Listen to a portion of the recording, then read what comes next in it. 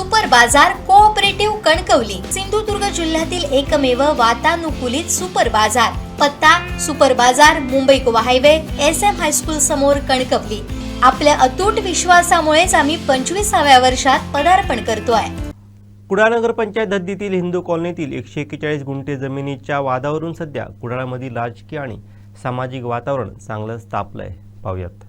मनीषा महादेव आरेकर, महादेव तुकाराम आरेकर यांची पत्नी पुनमुक्तारी तुम्हाला सांगत आहे जी अरविंद गजानन बाकरे यांनी ती वहिवाट सिद्ध करून दिलेली आहे आणि त्या संदर्भात आम्ही 4/87 साली मोजणी करून घेतलेली होती आणि त्याचा नकाशाही आमच्याकडे आहे। ते अरविंद गजानन यांनी मान्य केलेला आहे आणि त्यावेळी माझे सासरे तुकाराम महादेव आरेकर हेही तिथे होते आणि आपण तहसीलदारकडे आम्ही कुळपणाचा दावा दाखल केला। 70 दावा दाखल केला। तो दावा चालू असताना हे टाकी बांधायला तिथे आले तेव्हा कितीतरी जण आम्ही विनंती करून सांगितले आमचा दावा चालू आहे, तुम्ही टाकी बांधू नका।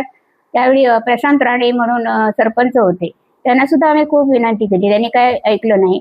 दावा चालू झाला, तहसीलदार ऑफिसने दावा टाकी बांधायला आले, चालूच होते, खटले चालूच होते असतानाच दावे चालू बांधायला आलेले होते तिथे जबरदस्ती। आणि हे पहिल्या आधी सदस्य सगळे आलेले, त्यांना सुद्धा आम्ही नको म्हणून सांगितलेलं दावा चालू आहे। तरी पण मग त्यांनी तहसीलदारने अनरजिस्टर्ड बक्षीसपत्राचा आधार घेऊन तो दावा पहिला फेटाळला आणि प्रांताकडे पाठवला। प्रांताने आमचा दावा कुळपणाचा मान्य केला आणि परत फेर चौकशीसाठी तहसीलदार कुडाळकडे पाठवला। परत कुडाळने तो दावा अपात्र तसंच उत्तर दिलं, म्हणजे अनरजिस्टर्ड बक्षीसपत्राने असल्यामुळे सरपंचांच्या नावावर आहे म्हणून।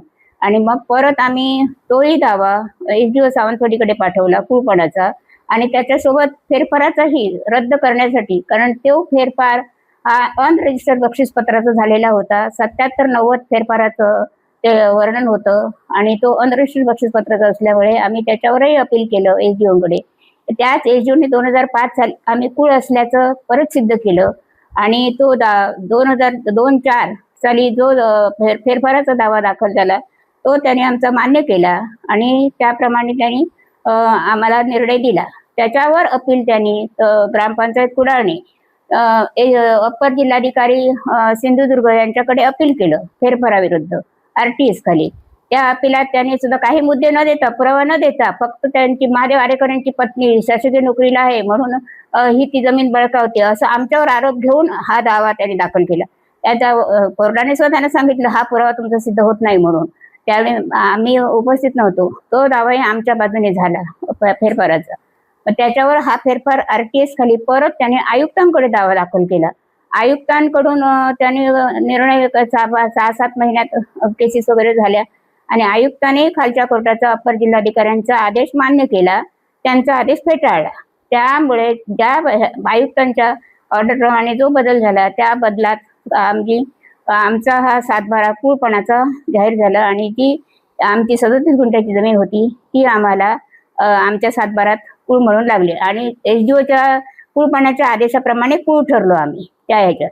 कुडाळ दिवाणी, जिल्हा दिवाणी न्यायालय आणि हायकोर्टाने आम्हाला सगळी आमची बाजू सक्सेस केलेली आहे आणि त्याने हायकोर्टापर्यंत त्यांनी सांगितलेलं आहे जी आरेकरांची ही जमीन आहे 37 गुंठ्याची, त्याच्यात कोणीही सरपंच, ग्रामपंचायत कुडाळ, पहिला जो दिवाणी न्यायालय कुडाळचा आदेश झाला त्याच्यात त्यांनी म्हटलेलं आहे तेच आदेश जिल्हा कोर्टाने मान्य केलं आहे। जिल्हा कोर्टाच्या नंतर हायकोर्टाने मान्य केलेलं आहे।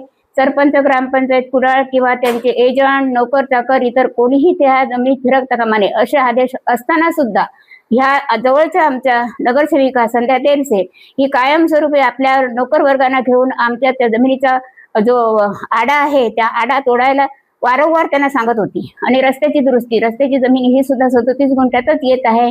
त्या रस्त्याबद्दल सुद्धा आम्ही तक्रारी केलेल्या होत्या आणि जो अनरजिस्टर्ड बक्षीसपत्राचा होता तो 7/12 त्यांचा नष्ट झालेला आहे। तिथपासून 2008 सालापासून सरपंच, ग्रामपंचायत कुडाळ यांच्या नावावर कुठलीही जमीन नाही। आता ते 141 गुंठे जमीन सांगतायत। 141 गुंठ्यापैकी आमची फक्त 37 गुंठ्याचा आमचा प्रश्न आहे। 41 जी जमीन राहिली ती मूळ मालकांच्या नावावर गेली आयुक्तांच्या आदेशाप्रमाणे।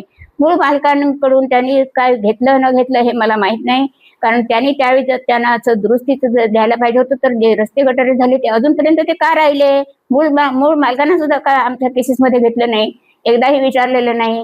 आता ह्या अंतिम टप्प्यात एवढी वर्ष होऊन ते आता आमच्या विरुद्ध का झगडतायत, ह्या तेलसेबाई आम्हाला का त्रास देत आहेत, त्यांचं कोण? आणि माझं घर जवळ आहे, मला हे दिसलं मोजणी करताना, ते दिसले. हे खाजगी बाब आमच्या ह्याच्यात ती हस्तक्षेप का करते? तिचं घर जवळ आहे म्हणून आमच्या ह्याच्यात कोणी मोजणी करायला आले म्हणून तिचा काय संबंध आहे का? तिच्या ह्याच्यात जर आम्ही गेलो तर ती आम्हाला अटकणार नाही का? तिची जमीन देईल का कोण? ती नगरसेविका आहे आणि तिच्या जमिनीत जर हस्तक्षेप कोण करायला गेला तर ती येईल का? मग वारंवार ती आम्हाला का त्रास देते? एक नगरसेविका आहे म्हणून आम्ही का गप्प राहायचं का? आम्हाला सुद्धा माणुसकी आहे ना. असं वारंवार आम्हाला तिने त्रास दिलं. एक म्हणजे जे वार्डातली ही नगरसेविका आहे, वार्डातल्या लोकांचं काम करायला पाहिजे, वार्डातल्या बाकीच्यांचं करत असेल, पण आमचं त्यांनी एकही 15 वर्ष त्यांनी एकही काम केलं नाही किंवा आमच्या नगरपालिकेच्या ह्याच्यात सगळं तिने ओढा घातलाय, एकही दाखला आम्हाला दिलेला नाही. आम्ही काय एवढं केलंय? आम्ही स्थानिक इथे आहोत, 4 पिढ्या गेल्या ह्यांच्या सासऱ्यांच्या पासून, आणि हे आता 10-15 वर्ष ह्यांनी घर बांधून झालेले आहे. हिंदू कॉलनी संपूर्ण आता ही नंतरची आहे. हे जनतेचा प्रश्न आहे. हे जे उपस्थित झालं त्यावेळी आता जनतेचं सोयीच्या दृष्टीने आम्ही म्हटलं म्हणजे 3 गुंठे जमीन तुम्हाला आम्ही टाकीच्या खालची सोडू असं म्हणजे आश्वासन दिलंय त्यांना. आम्ही अजून करारपत्र केलेलं नाही, पण 3 गुंठे जमीन आम्ही टाकीच्या खालची देणार त्यांना या ह्याच्यात, आणि टाकी उभारलेली आहे. बाकी आता जर त्यांनी ते सुप्रीम कोर्ट हे कोर्टाकडे ते जायला निघालेत, आम्हाला म्हणजे कसं आमची आर्थिक परिस्थिती सोडाच, कारण इतका खर्च आम्ही ह्या जमिनीसाठी केलेला आहे, म्हणजे त्याच्यात तो भरून निघणारा नाही. शिवाय मानसिक टेन्शन जे आम्हाला झालेलं आहे ते सुद्धा भरून येणार नाही. शारीरिक कष्ट झालेले आहेत, मानसिक टेन्शन आलेले आहे आणि आर्थिक दृष्ट्या आम्ही कमकुवत झालेलो, आणि हे सुप्रीम कोर्टापर्यंत जाणं खर्च आम्हाला परवडणार नाही. आता ही नगरपालिका फक्त जो खर्च करते तो जनतेला पण समजायला पाहिजे. काही नगरवासियांना, आपल्या कुडाळ नगरवासियांना पण हे मी अगदी आवर्जून सांगते की त्यांनी विचार करायला पाहिजे की सुप्रीम कोर्टाकडे आता आम्ही ह्या टाकीसाठी कसं काय जाणार, हे त्यांनी थांबवावं अशी मी त्यांना विनंती करते. कारण काय, आता आमचं वय आहे 70-71 आणि त्या ह्याच्यात आम्हाला जाणं शक्य वाटणार नाही, कारण इतका पैसा आमच्याकडे नाही. आणि हे सगळं केसेस जवळून असे जर आयुक्त हे जे कोर्टाचे दावे जे झालेले आहेत आणि कोर्टावर जर नगरपालिका अविश्वास दाखवत आहे, तर मग पुढे अपील का करावी हा माझ्या मनात प्रश्न निर्माण झालेला आहे.